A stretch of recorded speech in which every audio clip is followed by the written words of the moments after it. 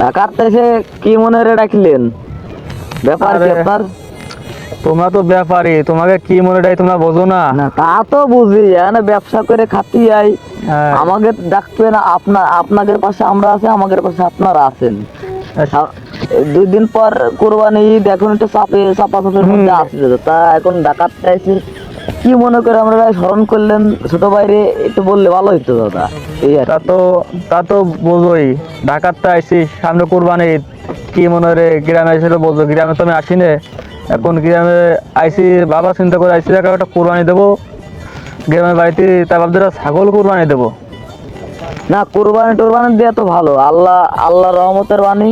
কোরবানির ধন সম্পদ থাকলে দেবেন, সমস্যা না। তবে ছাগল দিবেন, আমি আছি, আরো ব্যাপারীরা আছে, সমস্যা না। আমারে বলতেছেন, স্মরণ করেছেন, আমি দেখবানে ছোট ভাই হিসেবে আমি দেখবানে। তোমার কাছে কোনো ছাগল, ভালো ছাগল মাগল আছে? হ্যাঁ, ছাগল আছে আমার।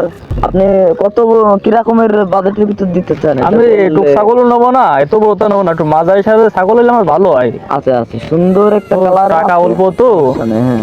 ওই ঢাকার বাড়িতে আবার গরু কোরবানি দিচ্ছি, আবার তোমার ভাবির আবার চাহিদা বেশি তো, ওই জন্য ঝামেলা করে গেছি, বুঝছো? ভাবির চাহিদা বেশি কি বুঝেছি, সমস্যা নেই। আমার স্মরণ করেছেন, ছাগল একটা দেখাবার নেই, আল্লাহ রহমতে অপছন্দ হবে না দাদা, এটুকু বলতে পারি আমি। তাহলে দাদা আমি কল দিয়ে আমি দেখি। দেখো একটু। হ্যালো, হ্যাঁ হ্যাঁ, ওই ছাগলটা সযত্ন করে রাখো, আর ওরা ফ্যান খেতে দাও। আমার এক বড় ভাই ঢাকা থেকে আসছে আসছে উনি ওনারে নিয়ে আসছে আমি। আচ্ছা আচ্ছা দাদা, কি ফোন দেখো? হ্যাঁ দিছি, সেটেলমেন্ট হয়ে গেছে। আপনি সময় থাকলে আমরা তাহলে দেখে আসি, আপনার দেখি কিরকম পছন্দ। তো আরে ভাই সময় নেই, মানে সময় তো আছে বলে তোমার বলছি, তাহলে চলো আজকে যাই। ওঠেন, চলো আসেন।